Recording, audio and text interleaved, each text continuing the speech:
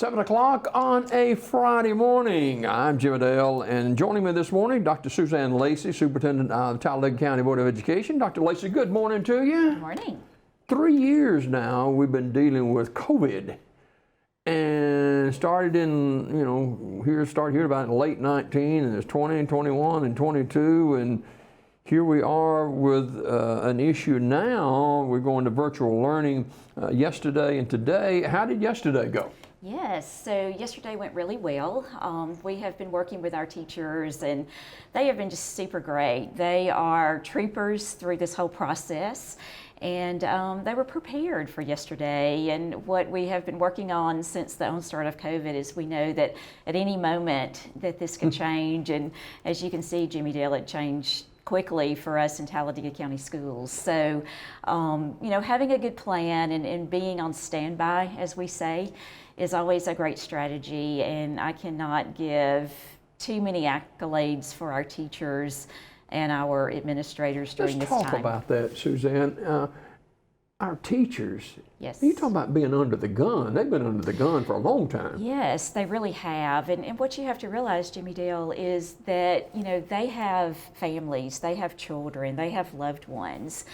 And, it's impacted all of us in some way. So to be able to try and combine those responsibilities with your teaching responsibilities and dedication to your job has been trying at times, because as I've said many times, COVID has impacted us individually and everyone that surrounds us in some way. So we really try hard to support them both emotionally and through just everyday practice to help keep their morale up, because they're great people and they do great work for kids, and we're just so appreciative of their wonderful attitude through all of this. We've been talking about COVID for, as we mentioned, this is in our third year now. A lot of it has been about students, but this virtual learning for yesterday and today is really about support staff and stuff, right? Yes, sir, it really is. It's about both support staff and certified staff.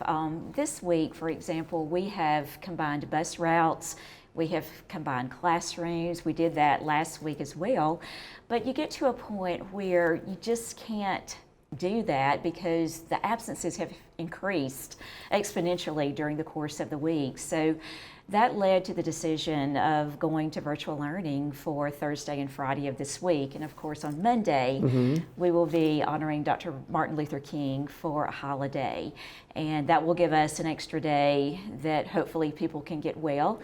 And I guess if there's a good part of this COVID process this time around is the fact that what we're seeing with this duration is much shorter.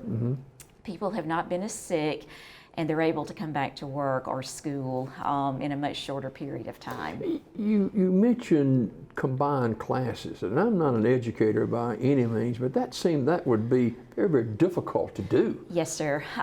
For example, how that works, if you're a second grade teacher and your partner perhaps may be out due to sickness, then we may split that particular teacher's class between a second grade teacher and another second grade teacher, because we've had a real difficult time in getting substitute teachers. We've had a difficult time in getting substitute bus drivers and substitutes in general to work in our lunchrooms. So it has been a very trying time, especially since the return after Christmas, with personnel and just getting substitutes to fill those important roles. And I'm assuming, not being in the school system, but from the outside looking in, teachers would think that, well, I might get a break somewhere in the school day, but not necessarily the happening now. Absolutely. Our teachers are having to do double duty many days. If they have a break, it's usually short. And again, I just can't say enough about the support that they're giving our schools, their classrooms, their students, because this is a real team effort, and everyone has to be at the top of their game and, be able to be flexible, because if you're a second grade teacher, you may be working to help third grade students. So it's just an opportunity to come together as a team and exhibit great teamwork, but at the same time, it's very trying and often it's frustrating. Bus drivers, another issue with the COVID, and it's a very, this particular strand is so quickly spreading, and when you talk about bus drivers, that opens up another can of worms. Yes, sir, that is correct, because as a bus driver, you have to have a CDL license, so we just can't get a neighbor or a parent to come and drive the school bus. They have to go through proper training and then earn that CDL license. So we have several individuals in my office, at the central office, who have CDL license, and they've all been driving. And I'm so appreciative of that. Many of our coaches have CDL license, primarily for the purpose of driving their teams to ball games. But they have stepped up and they've been driving regular routes, and we are so appreciative of that, because that's helped to keep buses running, even though we're having to still combine routes during this week.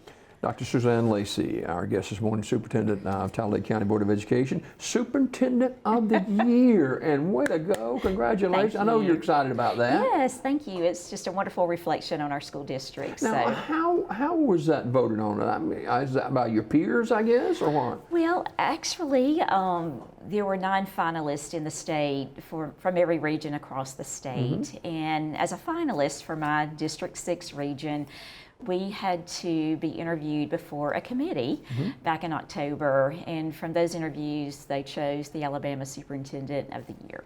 Way to go. We're awfully proud of you. Thank you. 14 years as superintendent here? Yes, sir, that is correct. 14 years all in Talladega County. And in education, a few years. Anyway. Yes, 30 plus. We'll leave it at that. Oh, Suzanne Lacey has been a friend a long time. We appreciate her being here with us. A lot of excitement, too.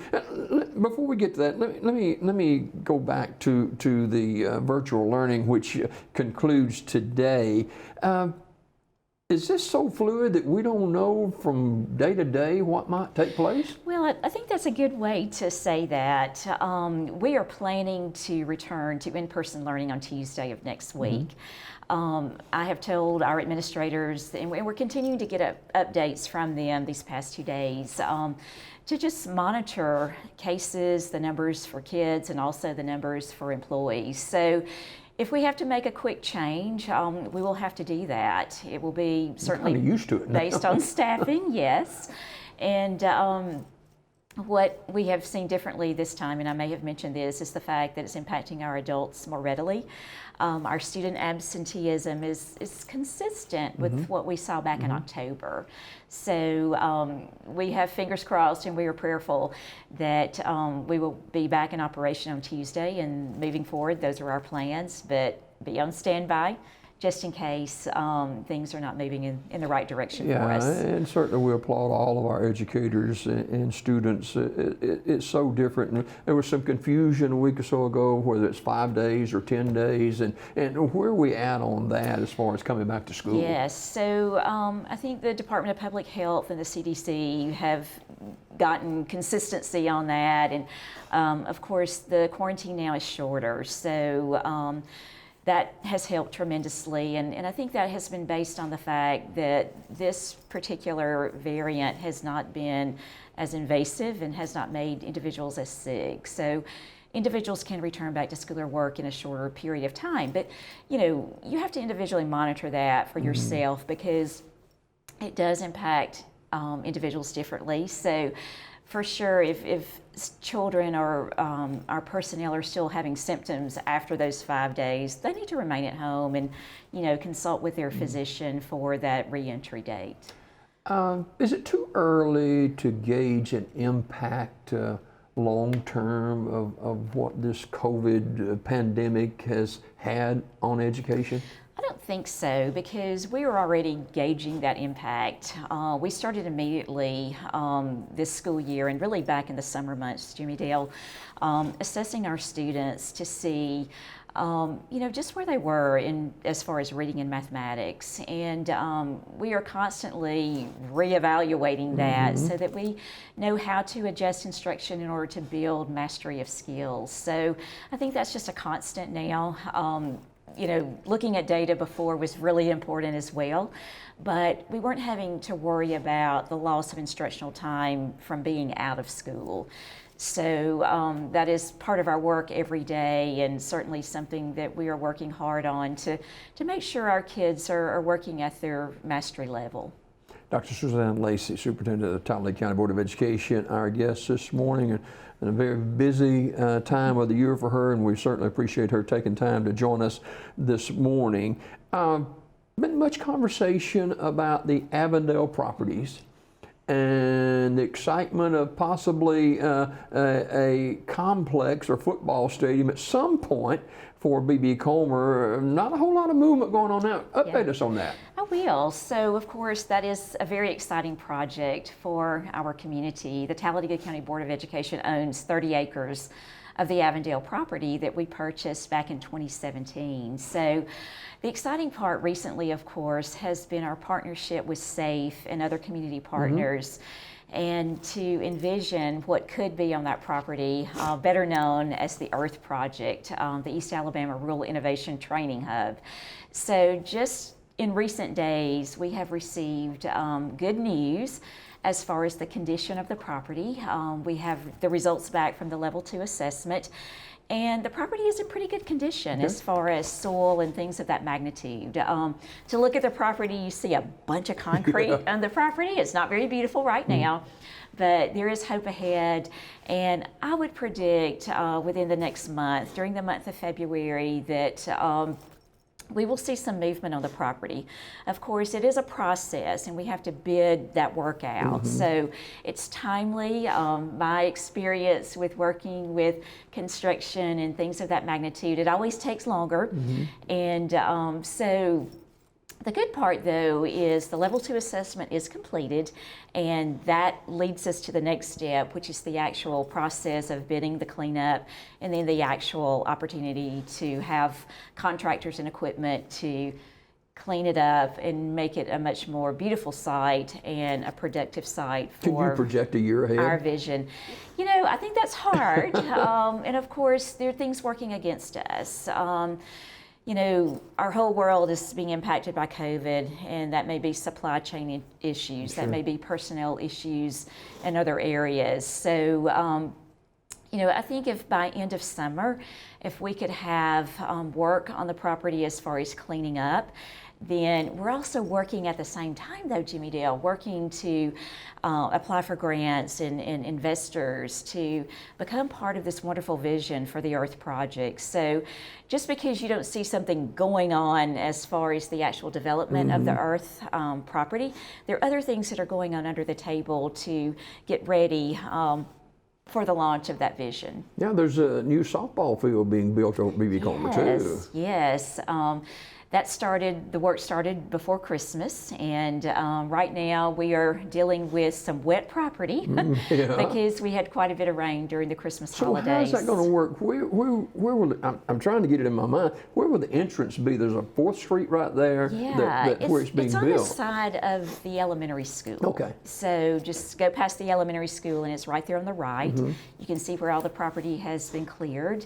And MJ Brooks will be building that softball. Local builder, yes, that's a good thing. Yes, we love working with them, and they are fast at work with clearing the property and doing all the preparation to get ready for the actual construction of the field. Before we go this morning, you touched on something that everybody's dealing with, from the grocery stores to car dealerships to wherever it is. It's the supply chain. How has that affected our public schools? So it has impacted public schools, especially in Talladega County with our CMP program. Supplies like trays, disposable utensils, things of that magnitude. But we've also really had difficulty, especially during the first part of the year, with food. And we've not been able to offer all of the delectable treats that our kids love. I've heard about that. Yes, because they've not been readily available. So we've had to change menus, and that's not always popular, especially with kids. So, you know, we've just had to adjust and redirect, and right now that has been looking better since the new year. So we know some of those issues are being rectified across the nation, and we're so happy because we're hoping to get back to full capacity as far as all of the menu choices for our students. And finally, you've had to deal with, especially with the virtual learning, supplying meals for the students, lunches for the students. Yes, so back during the first onset of COVID, we were doing meal service. These past 2 days we have not, because we see this as temporary. But we certainly want to be available for that in the future if the duration becomes longer, because we know that meal service is important to our students and our families. And we packed a lot of meals back during this almost 3-year process. During the time that we were on a hybrid schedule, and of course at the onset of COVID when we were out from March until May. As we go this morning, encourage parents and grandparents to stay the course with their children in education. Yes, we need you, parents and grandparents, because this is tough for everyone. And we know as parents and partners, it's really so hard because you have to change on a moment's notice. You have to get plans for your students or grandchildren because you may be working yourself. So please know that we're trying to do our very best to keep students safe and healthy. And these last couple of days, we've had a real issue with personnel. And I know business and industry, they've also had those same issues. I was at Honda last week, and you know, they were having some of the same issues with keeping their lines running because of personnel issues that were positive with COVID. So be patient. I think there is light at the end of the tunnel, and we want to be a stable force for our families and our communities. We got into education because we love serving kids, and we are continuing to make them top priority. So let's all be hopeful and have faith that you know, that light at the end of the tunnel is coming. We just want it to be a little bit more stable as we move forward. But please know we are prepared at a moment's notice if we have to change courses, and we just want to do our very best to continue to serve our students and families. And for parents and grandparents to find out more about happenings with Talladega County School System, how do they do that? Yes, so we encourage you to call your child's local school, talk with our counselor or administrator. You certainly can view our website, because any change in the instructional day is going to be posted on the website. And also on social media platforms. We know how individuals love getting information from social media, but always remember to check that information out if you have a question. And by doing that, you can also call our central office for accurate information. So we want to be able to supply that communication in a timely manner and keep everyone up to date. Dr. Suzanne Lacey, thanks so much for being with us. Continued success, and our thoughts and prayers are with you and your staff and teachers and bus drivers and secondary personnel and our students. Let's keep it going. Thank you so much. More Daybreak just ahead as we roll along on a Friday morning.